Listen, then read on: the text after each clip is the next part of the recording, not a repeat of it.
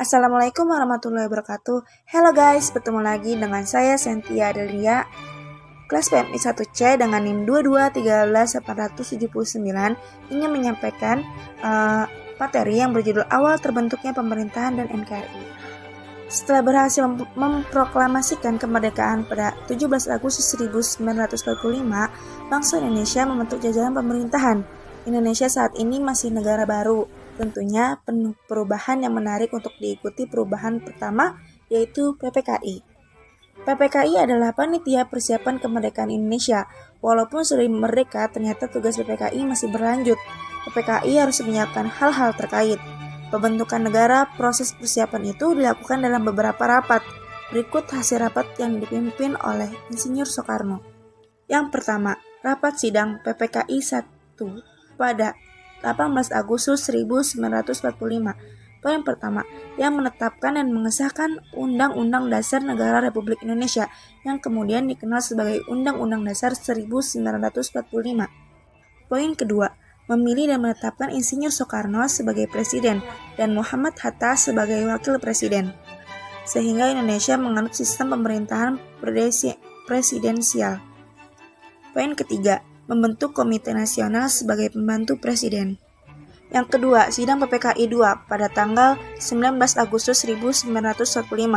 Poin pertama, menetapkan 12 kementerian dalam pemerintahan dan 4 menteri negara. Poin yang kedua, membagi daerah Republik Indonesia ke dalam provinsi. Yang ketiga, sidang PPKI ketiga pada tanggal 22 Agustus 1945. Poin pertama, pembentukan Partai Nasional Indonesia atau PNI dengan tujuan mewujudkan NKRI sebagai negara berdaulat, adil, makmur, berdasarkan kedaulatan rakyat. Poin ketiga, pembentukan Budaya Keamanan Rakyat atau BKR yang bertugas untuk menjaga keamanan dan ketertiban di daerah. Badan ini menjadi cikal bakal TNI atau Tentara Nasional Indonesia. Perubahan kedua yaitu rapat di lapangan IKADA. Selain PPKI, masih ada penolakan dari berbagai negara terhadap kemerdekaan Indonesia, termasuk Jepang.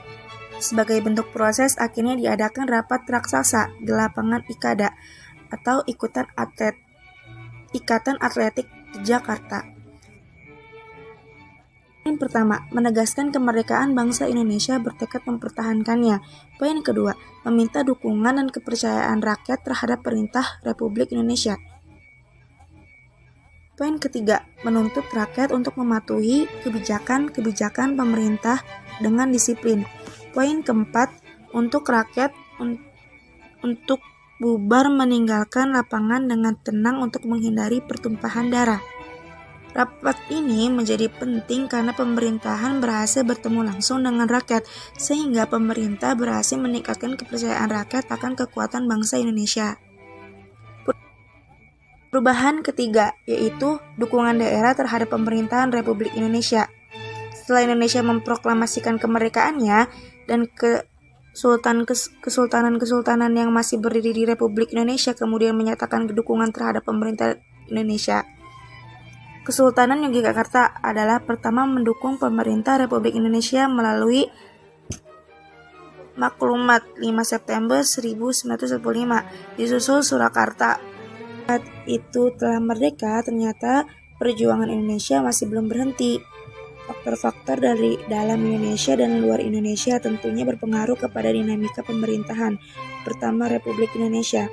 Untungnya, pemerintahan kita saat itu berhasil melewati masa-masa sulit itu sehingga Indonesia bertahan hingga saat ini. Sekian dari saya, mohon maaf bila ada kesalahan. Terima kasih. Wassalamualaikum warahmatullahi wabarakatuh.